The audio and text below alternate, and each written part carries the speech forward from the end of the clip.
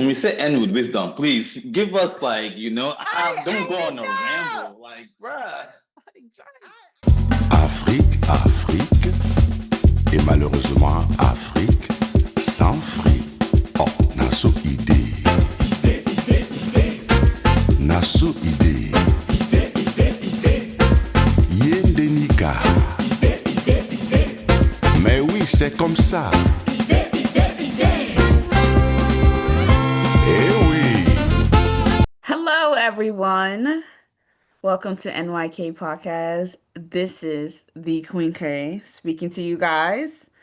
So tonight we have Chef Carson, Bel Nino.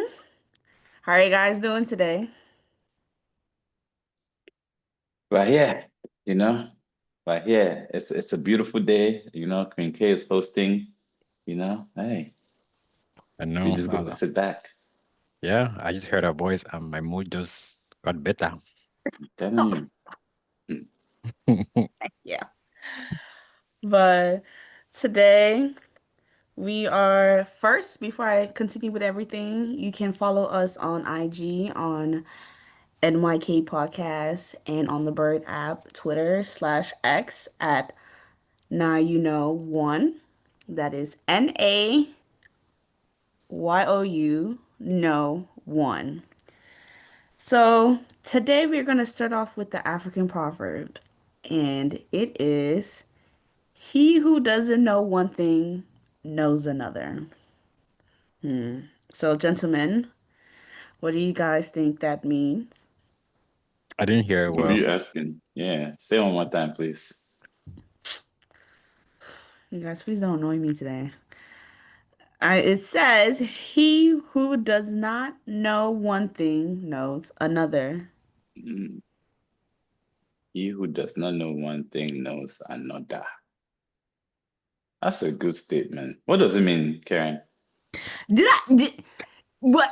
Did I ask you the question or did you ask You why didn't you ask a asking me? question. You just made the statement. I'm just Yes, asking you now, what does it but mean? I asked you, what does it mean?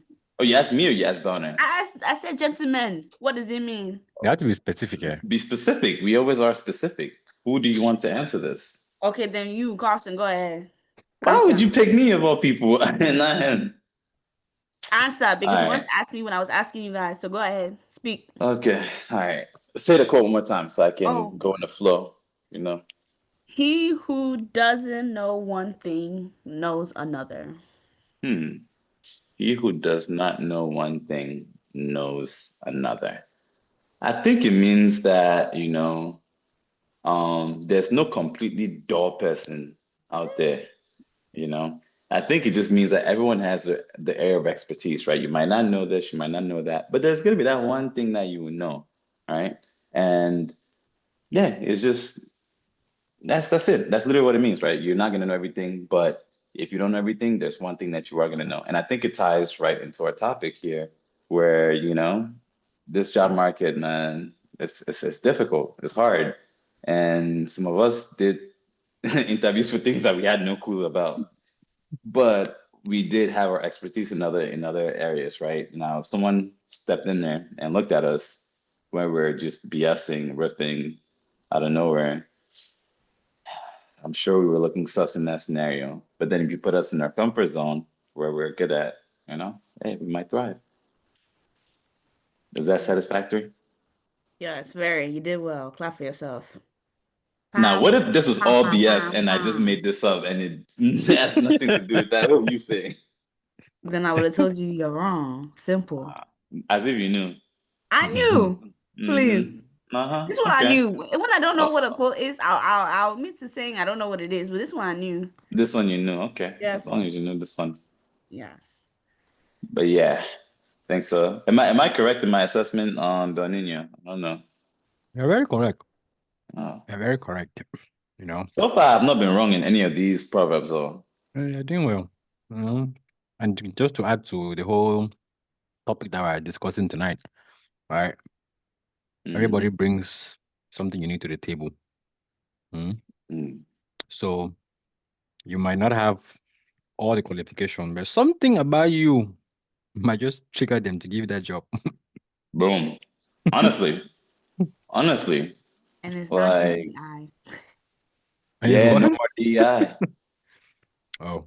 No more DEI. Funny thing about DEI, I actually got added to a channel, a Slack channel, at work. Mm. And I'm looking at the channel said talent something. What was it? It said talent something. It was like a talent team, right? I get added there. You know, you get added to a Slack channel. You can scroll up sometimes and you can see different things. And I looked up and I saw that talent team name was changed. It was before it was called Talent Team, sorry, Team Talent DEI. But in May, once Trump took over, Mm-hmm. anything DEI don't want to see anymore. So they changed, I think, completely. I said, hey. So people that were getting hired because of DEI, Mm-hmm. even just the word DEI is taboo now, apparently. It's gone, man. Yeah, man. So if you're getting a job now, there's a great chance that you earned it. Shake on. I'm telling you, not like DEI you didn't wasn't earn it even before. for us to begin with, please. It was mainly for white women. But okay. Really? Wait, tell us more. Yeah, DEI was crossing.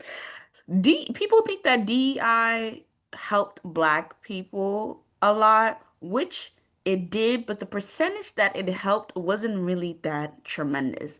DEI Mm, was mainly helped white women out of all things because technically white women are a minority because of the fact that they are women. So if you hire a woman, you do qualify for DEI. So mm. it helped white women out of everybody to get a job. The percentage that it helped black people is really not that much. Who was second? I feel like I have an idea who was second then. I don't, I think it I was think it's the like, Alphabet. I think it was Jewish people next. Oh, Alphabet was not next. I think they were like, they were third or something. Alphabet was third place, and they were okay being third There's place. some like, there's some like, all I know is Man, that black people You were know the what I mean by absolute alphabet, right? last. we know Yes, now. I know what you mean. Okay, I'm just I making say sure because I'm LGBTQ like, now. Well, and they're making bro, that's bathroom too much. changes. Yeah, yo.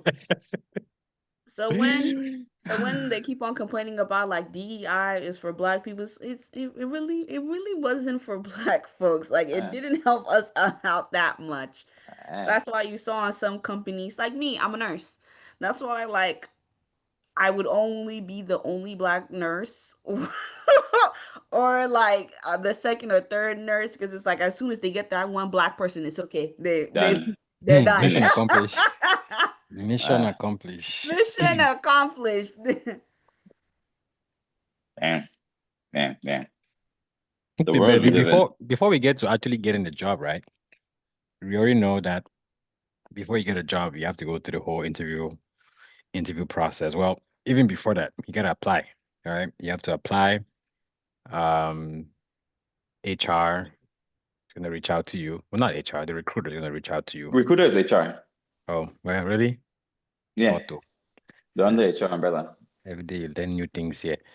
So the recruiter is gonna reach out to you, the initial screening. That's where you start, putting your best foot forward. As we Uh, say it, in Le Continent.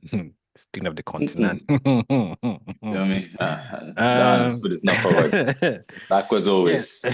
So we start putting our best foot forward. They screen you, they ask you about, your experience, they ask you about your qualifications, and then that big question. So how much you're looking at? You know, like give us a range of what you're looking for as far as compensation. And once you go through that now, they say, okay, we're going to give you information to the hiring manager, and then they'll get back to you. Right? That's step one. Now, if they like you, then they reach out to you now after you schedule the interview. Now, different jobs, you might have one interview. Some jobs you might have three. Some jobs you might have up to even 8 interviews. And there are some interviews where it's a panel. It's not just one person. You're being interviewed by 3, 4, sometimes maybe 5 people. So you're sitting there, you have to be looking left, looking right, looking left, answering everybody's question. So, Queen K, our topic, right? Like we said, it's just how do you go about navigating that? I know for the two of you guys recently switched jobs. And also both of you guys switched cities because of jobs, right? amongst other things. Mhm. So, how was that process like? Just apply. I know Carson used to apply. How many jobs were you applying for every day? Bruh, when I was doing external, 50 a day, Sheesh. for quite a while, for months. When I was doing internal, sometimes it would be 10, sometimes it would be one, because I would run out of jobs to apply to.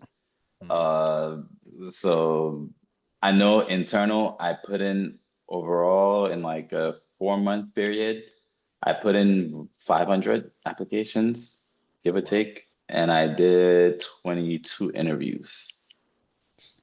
Wow, that's not a good ratio. Hey, it's crazy. You know what? Before it was 1 for 1. I put in one application, bam. One, But I mean, it's a testament of the market, no, that we're in, and we'll talk a little bit about the Literally. politics that comes into play later on. But yeah, okay. That's what a lot of people are going through in this job market at this point. I really feel bad for folks, but I'm lucky enough to say mine wasn't that way. So, luckily, I'm blessed to be in the healthcare field. I am, if you guys didn't know, I am a nurse.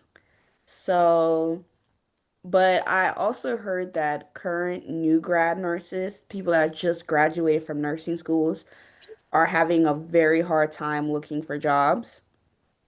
Hmm. So I came out of nursing school at a perfect time because I didn't have a hard time looking for jobs. Because right now, new grads, the problem are having is that all the experienced nurses are all gone. Like they're Hmm. retiring or just quitting. So we don't have that many experienced nurses now. So with all these new grads coming in, companies don't want to just keep on hiring new grad because they need experienced nurses. So I'm technically an experienced nurse because I've been a nurse for 2 years. So they rather hire me because I have some type of experience than somebody that just came out. And the good thing is that I'm a cardiac nurse. So, and that's what companies are like begging for. And my specialty is I'm not an ICU nurse, but I'm right underneath ICU. So my patients are sick enough where I can't have multiple of them because if in a blink of an eye, those people can go straight to the ICU. And since it's like cardiac is heart, if people don't know that, and since they have Yeah, heart not issues, to not to not to cut you off, right? Some of us are not in medicine. So we are giving acronyms. ICU. that's what I said. Be I'm telling sorry, us what it What is it, means. intensive care unit? thank you. Good job, Some of Justin. us, you Now, know, come on, clap for I'm yourself. telling you. I mean, I knew what it Intensive meant. care It's just for our unit. listeners. Where And then PCU is progressive, right? Yes. Who, Mm. what woman have you been around? Hey, come on now. My favorite is the NICU. No, that shouldn't be a favorite because that's the saddest one. Those neonatal babies. Ah, I can't do it. But yeah, ICU stands for intensive care unit. Those are the people that like death is at their door. Death is probably already touching them if we're being quite honest. So they're like so many lines connected to them. They're just like I said, death is actually looking at them or has one hand on their foot. Mm. So my unit is right underneath them. So they're very, very sick, but in a blink of an eye, they could be in the ICU. So that's why with me, when I'm interviewing, I don't have to apply for a lot of jobs because, like I said, there's not a lot of nurses out here anymore. We can't, let me not even get to that nursing field. Please, if you want to be a nurse, don't become one. This thing is stressful. There's a reason why nurses are quitting. But I don't really have to. I applied once and got the job. So Wow. because it helps with my experience that I have 2 years and me being a heart nurse, it definitely helps. And me being right underneath ICU, it definitely helps. So I just did an interview and then I got the job. So it wasn't really that hard for me per se. So let's talk interviewing, right? I know right after you apply for a job, right, you start scheduling your interviews. Luckily for you, it was 1 for 1. So you don't have to really worry about. But how was the interview process like? Do you have to like prepare? Is there like a process for nurses to prepare for interviews, or it's just straight out? Yes. There is? So there's typical questions that they're gonna ask, Mm-hmm. and they might ask you clinical questions. So clinical questions means that like they'll give you a scenario that Mm, might happen in the hospital with your patient. Like if a patient codes, when it means by codes, it means that if a patient codes, that means that their heart stops working. Like their heart either goes into a deadly rhythm that can kill them if they stand for long, or their heart just completely stops beating. So they'll give you different scenario and then you have to answer it, and they're trying to see if you're going to be a safe nurse and if you actually truly know what it is that you're doing. So based upon that, that can help them figure out if they want to hire you or not. And then they have like their typical like nursing questions, that interview questions that they ask you. I not even gonna lie, I don't prepare for these interviews. I just go in there and answer. You should prepare for the interviews because honestly and truly, they will not hire you, especially if you answer the clinical questions wrong and if you seem like you're a very unsafe nurse and you don't know what you're doing, that will not you will not get the job. But me personally, I trust myself and I know what I'm doing, so Hmm. and And that's I know how to butter these people up. So since you have sense, right? Since you have sense, what's code blue? What's what? Code blue. What I just said with your heart. Code blue, that's what it means. Okay, okay. What is code orange? That one is I don't know. That doesn't have to do with people. There's code red, which is a fire. There's code pink, I think that's a baby. Code That's orange, I have no abduction. clue. Huh? Abduction is pink. When somebody Oh, abducts a baby. that's what I mean by pink, baby, Yeah. abduction. Okay, okay. You're doing well. You're doing well. Yeah, I My mean, main concern is code blue. yeah, I figured people with um the heart, I mean, they need immediate attention. Hmm? Yep, everybody run to that room now. Yeah, I mean, for us in IT, right? I think it's well, I'm not say it's similar. It depends. Because a lot of IT in the IT field, right, is mostly technical skills, right? Similar to how nursing you have like specialties, right? In medicine is very broad. Same with IT, right? You have special different skills. To your point, you're in cardiac, some people specialize in brain, some people is whatever it is, right? There's different kind of specialties in nursing. Similar to IT, right? You have your your Scrum Masters, you have your DevOps people, so on and so forth. So for us, you're gonna go through probably like three interviews, right? One will be technical. They're pretty much assessing your technical skills. You could do sort of ask you like very technical questions, like, okay, when this happens, where do you go? What do you do? Things like that. So for those kind of things, I think that's the one that you really prep because a lot of times the person interviewing you might be looking at a particular screen that they assume that you've seen that screen before, and you know what's on that screen. So they're going to ask you, where is this particular thing, and what is being used for. So that one, I think most people always spend a lot of time preparing for because if you get through that, I think the following ones now, maybe it's just gonna be like some behavioral questions, just trying to see if you fit the culture of the company. Once you get to the technical interview, I think if you're smart, it's easy from there. Some people they want to kind of opening their mouths and saying one thing or another, they go and mess up. But one thing I always say is that experience, you can't beat experience. You cannot, you Literally. can never beat experience. Because when you get to this question, they'll be like, tell me about a time when you had this scenario, blah, blah, blah, blah, blah. How did you fix it? No, you've never been in that situation. You'd be like, how can I give a BS answer that makes sense? Right? Mhm. So, yeah, I think for me, once I get through the technical one, everything else, I'm just using experience. I just go and say, okay, yeah, let's talk. Let's talk experience. So I think I agree with what you're saying, right? But I think one thing that we're to bring up as well, which I've in my vast experience of interviewing, um, some people don't know how to conduct interviews, and it shows, right? If we think about it, a lot of times, a lot of the interviews we take, especially those technical interviews, it gets away from the whole point of the interview. An interview is supposed to be finding the right candidate, right? Just like Mm. how you go to school, some people are great at taking tests, others are not, right? They know the knowledge, but they just suck it. They might get nervous and things like that.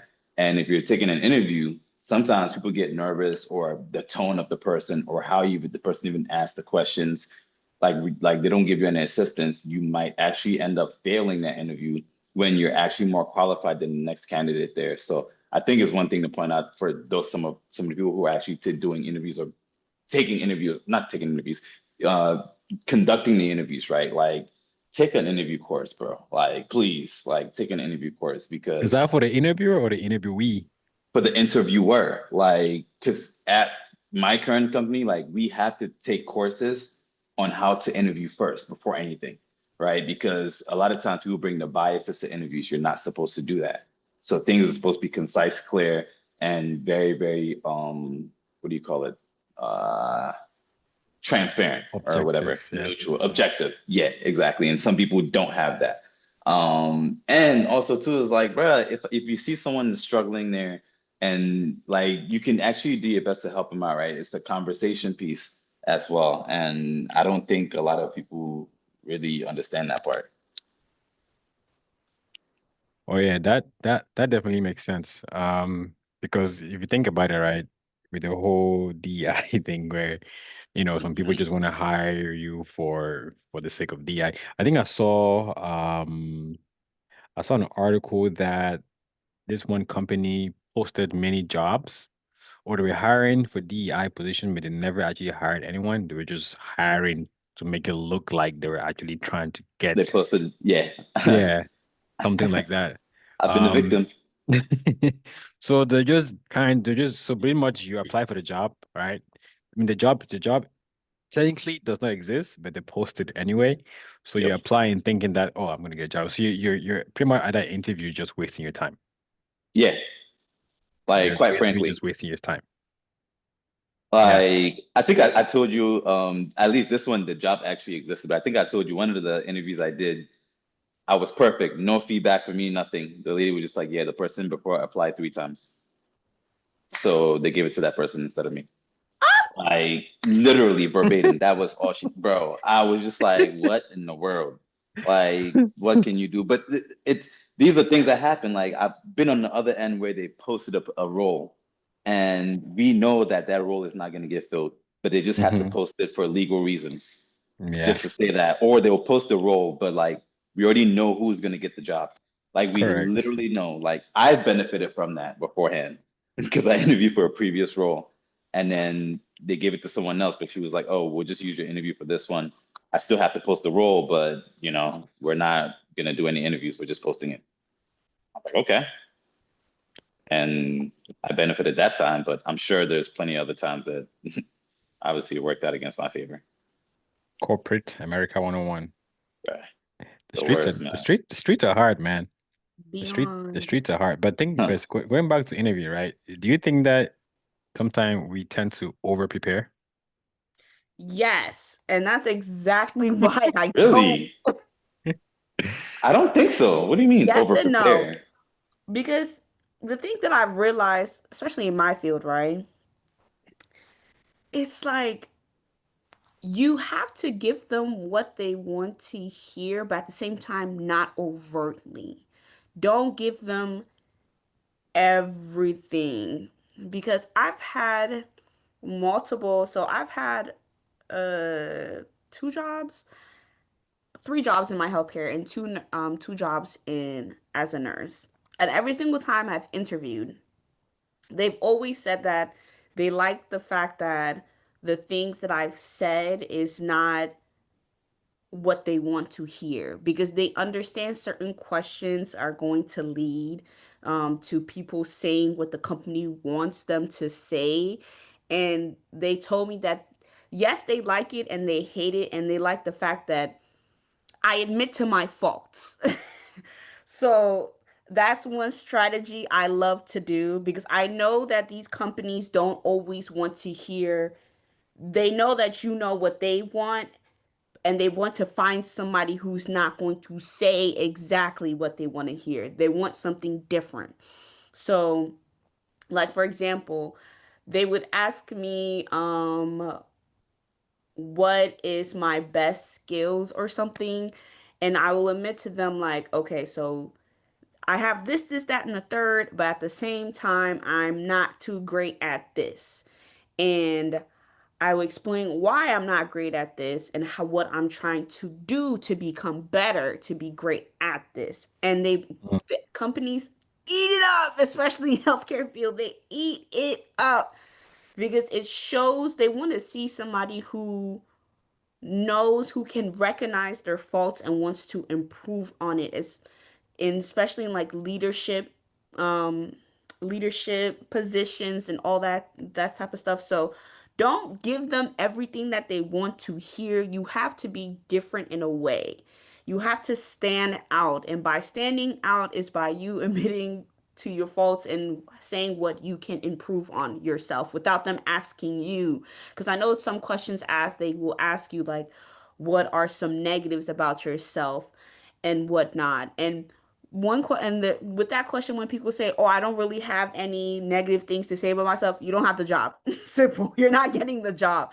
You have to be, in a way, truthful, but make it sound nice.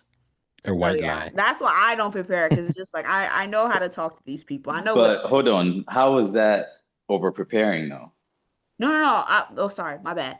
That's Because you not. went on a whole tangent and talked about nothing about over preparing, like You're most definitely nothing. right. But no, but over preparing, if you over prepare, I feel like with that, you're giving them exactly what they want to hear. That's what I'm trying to say.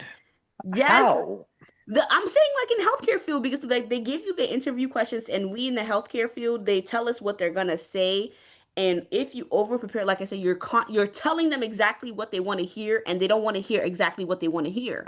I don't see how over preparing is telling them what they want to hear. If I can over prepare, I can prepare exactly what I want to say, how I want to say it, exactly how I want to say it.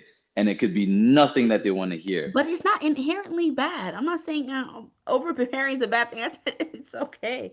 No, It, the thing is, right? If you think about what I meant by being over prepared in the sense that you're, it's like cramming, right? You cram certain things that you want to say. Now, if they don't ask you those questions, you're pretty much fucked, right? In the sense that you prepared so much that you pretty much crammed all your answers and potential questions that they might ask. Now, if they ask you different questions that you didn't prepare for, now you're stuck. So exactly. wouldn't that be under preparing in that sense? No, not Because to me, that's what necessarily. you just defined, under I mean, preparing. there's two parts, right? There's under preparing where for example, right? Preparing in the sense that say you're not new, right? You have experience in that field, right? Which is Hmm. pretty much my example, right? Because I'm going through the process, right? That's my example, right? Meaning that I've been in the field, right? So I have the experience in the sense that I don't necessarily have to like look through a lot of material, right? Now, Yeah. someone who is new in the field, right? Maybe they're taking what they learn in school and saying, okay, these are the things I think are important that I should focus on. So they focus on just those particular topics. Now, the person doing the interview might not ask those questions. Yeah. So that would be, to me, that you're defining not being prepared. Because to me, if you say over prepared or adequately prepared, it Mm. means I've covered literally every single thing and I'm ready for any and everything that you throw at me. You might not throw everything that I prepared for, Mm. but I know any and everything you possibly could ask me, I'm ready for. And I'll be willing and able to answer that. Now, if you don't ask me something, then hey, I just over prepared. So what about, let's say, if you over prepare, right? It's like you cram all your answers, right? Does it kind of prevent you from being like going back to Karen's point, right? Your authentic self in the sense that you're talking about you now in the sense that you're talking about your weaknesses, your strengths, things, more personal skills versus actually technical skills? Not necessarily, because even to use the same example that Karen talked about when they always ask about your areas of opportunity, when I was doing mock interviews and at least 20 people, we all done this stuff, we asked those specific questions and we talked about how to answer those questions and we give feedback based on those questions themselves. So I can answer that question. I can give you 3 separate examples just off that specific question because I prepared enough to where I can, when I was doing interviews, when there was a point where I wasn't preparing at all. And then I saw someone who was brilliant and I was like, oh shoot, I need to actually prepare. And I would actually over prepare to the point where it's like whatever questions they asked, I would typically have about 2 to 3 examples. And I would sit there and I'd be like, let me think of which example I want to use with this question. And I would say it out loud for them. So they know like, oh, this is not just whatever, like I've been there, done that. And now I'm just picking and fine tuning whichever response I want to give you. Yeah, and that's where And the that's because I experience was comes in, right? over-prepared. Well, experience and also preparation. Like I was literally over prepared and I made sure I had multiple examples because I don't know, depending on how you ask the question and depending on who you are, when I talk to you, based on the rapport that we built, I might use an example to make a stronger connection because of something I learned from you in that interview. And that's where the over preparation comes into place. If I didn't over prepare, I would have just used whatever it is that I came up with initially. Yeah, sense. So what about people, what about interviewers that are basically using Google to give you an interview? Like they're pretty much just going to Google, type in the Yep. position, and then just pretty much ask you questions that they don't even know the answers to. So pretty much whatever Yeah. you tell them, They they're just do gonna nod. that? Yes. Yeah, yo, they do that. And that's also what we do to prep for the interviews as well. And frankly, we also prep for when you don't know the answer. How do you respond when you don't know the answer? Oh yeah. People So it's literally sit there. like, yeah, And that's the thing, right? If someone is using Google to interview you, it shows, I guess, it shows bad on the company side and also that person. Maybe at the same time, it's one of the jobs where they're not really looking to hire anybody. They're yep. just trying to waste time and saying that, oh, they're interviewing people. All right, because someone was sitting there and be like, oh, my next question is Google it. they don't know. They don't have one. They're Googling. Yeah. And it's like they're just assholes too sometimes. Like you just want to have that got you moment. Like, oh, gotcha. You don't know this. Yeah, exactly. But now it's like you don't even know the answer to the question, so yeah, Yeah. you're asking. So how do you know if I'm wrong or not? And that thing has happened to me before, and I've asked them that question back. I was like, I'm not sure. That's a very good question. When they ask you, oh, what question do you have? Yeah. I re-asked that question back to them. How would you answer this? And there's been a few times where they've not known. Like I would do my best to answer it, but I'm like, okay, well, I think I did well with this, but how would you answer this question? I'm just curious. Yeah. And Yep, they're like, yep. oh, let me give it to this person. Nobody on the panel. I'm just like, oh, okay. Yeah. Point made. Point made. Bro, I'm petty. Bro. Speaking of questions, though, right? I know they always say it's good to come with a few questions, right, for your interviewer, because the whole thing about interviews is it's supposed to be a conversation, right? Yep. It's supposed to be a conversation where it's back and forth dialogue, right? Because I think most times people go into interviews and they're scared. They feel like it's how do I put it? Interrogation session, right? It's pretty much being interrogated, and then the panic, right? So even when you come prepared, just the fact that and that's something that even I think going back to what Carson said, some people are just terrible at taking exams, and people are just terrible at interviews. But if they were to, get that opportunity, they might be the best damn employee. All right. And going back to our proverb where it talks about if you're not good at one thing, you're great at another. So you can be terrible at interviews, you can be terrible at taking exams, but you might be the one that ends up in the OR saving lives because you just have that technical skill and that knowledge. But as far as exams are concerned, you panic, right? You panic. Absolutely. Yeah, but I know we were talking before I went into my little ramble there. I know it's always important to come with questions for who is interviewing you, right? So how do you determine the kind of question for that interview? Queen K, did you ask your interviewer questions? Oh Or yeah, you you always have to. You always have to. why do you have to though? Because one, it shows the company that you care Mm-hmm. enough to ask them questions. And two, it's good for us to have questions for the company so that we know ourselves if this is the position that we want to take. Because Mm. yes, they're asking us and they want to see if we are a good candidate, but at the same time, you want to know if this is a company you truly want to work for.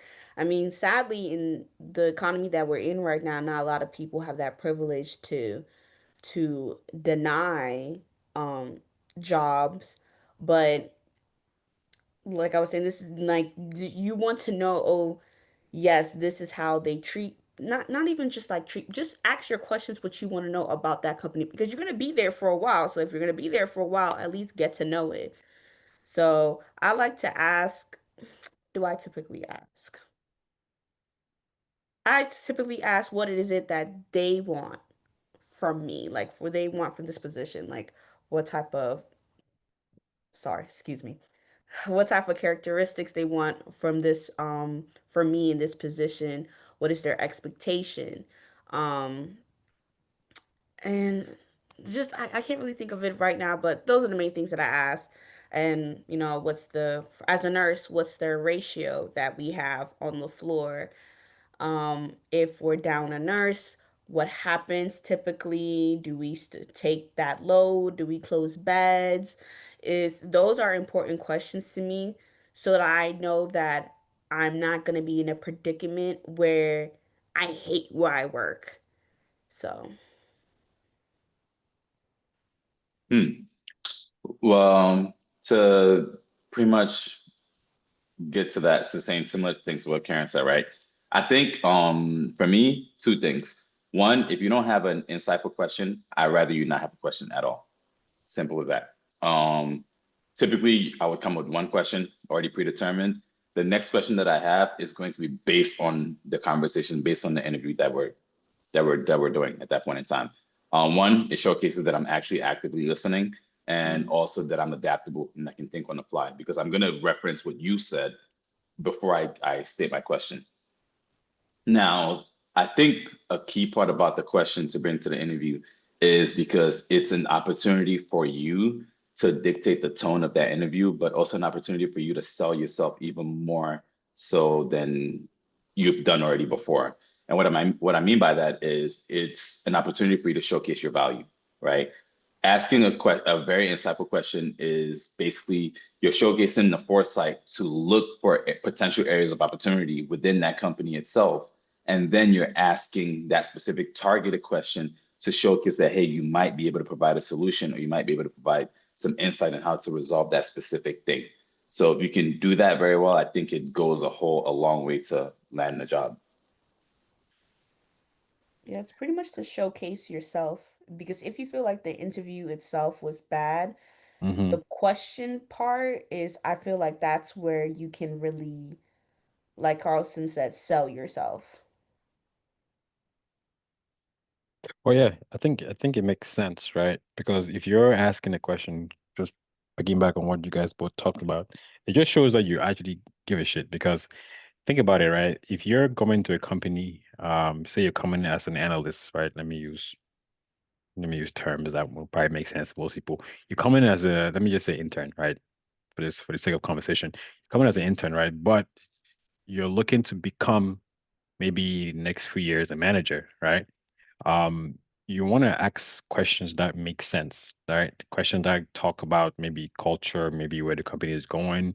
That way it shows that okay, you want to be here long term, right? Because no company wants to hire you for 1 year, right? Wasting all that time to post a job, have HR chase you, do all that background check for 1 year, it's not worth it. So they are looking for someone that wants to be there for a long time. And you, if that's the company that you want to work for, I know some people out here in the streets have their dream jobs, their dream companies, and things like that. If that's your dream company, you make sure you do the hell of a lot of research for that company, find out what question that makes sense to show that, okay, I'm somebody that want to be here for 10 plus years. Not for sure. And I think one thing to add on to what you said, right? No company wants to hire someone just for a year or so. I don't think a lot of people know why. But just to elaborate, it costs companies a lot of money to hire somebody. That recruiter is getting paid, the managers is, taking extra time that they could be doing things to get, to interview, that to interview multiple candidates and stuff like that. They pay for those background checks and all that stuff that you all do. All of that comes up. Typically, it's about maybe 5K, 5 to 10K per just to hire someone. So when you're doing an interview, please don't make it seem like those people are doing you a favor. No, you're doing them a favor if we're being honest, because you're not just solving a need for them. The reason why they're investing that amount of money in you is because you're going to help them more than they're going to help you, if we're being honest. So hopefully that helps somebody's nerves. That's why I always say lie. How long? Always make it seem. Okay, that's what I do. But what I do is I make it seem like I'm gonna be there for a long time, and that like I have steps where I wanna go to like climb up the ladder, even though I have no intentions to do so, Wow. because that's what they want to hear. They want to hear that you're going to be there for a long time, that you want to eventually like grow in that company. I mean, personally, I do want to grow because I want to learn as much as I can so that when I do leave, I've stacked up my resumes to the point where it's like it's undeniable that you have to hire me, because it's like look at all the things I've done gained. But Look at that. yes. You have to hire her. That's it. I think Yeah, that's how have we a no, close, choice. right? That's how we close. You have to hire her. We have to. literally, That's it. like that's Yeah. like, please, if y'all see when I showed my recruiter my resume, she said, "Oh yeah, you have the job." Just like that. Just like that. All right. Just like, All right. Science. There we go. All right, Queen K. I think we've beat this horse dead. Mm-hmm. yes, we have. Yeah. So go ahead, take us out. Okay, so you've heard from us. Now you know how to have a Give us the not pro, wisdom. huh? Give us the wisdom as you take us out now. Give us the wisdom. This is a lot of pressure. The pressure is We always close with wise words. Give us the worse. wisdom. The pressure is getting worse. Huh. Well, like I was saying, now you know, we've given you some insightful things of how to go about the interview process. We understand that in this economy, what's going on, it's really, really hard for some of us to even get that interview. So once you get it, make sure you prepare.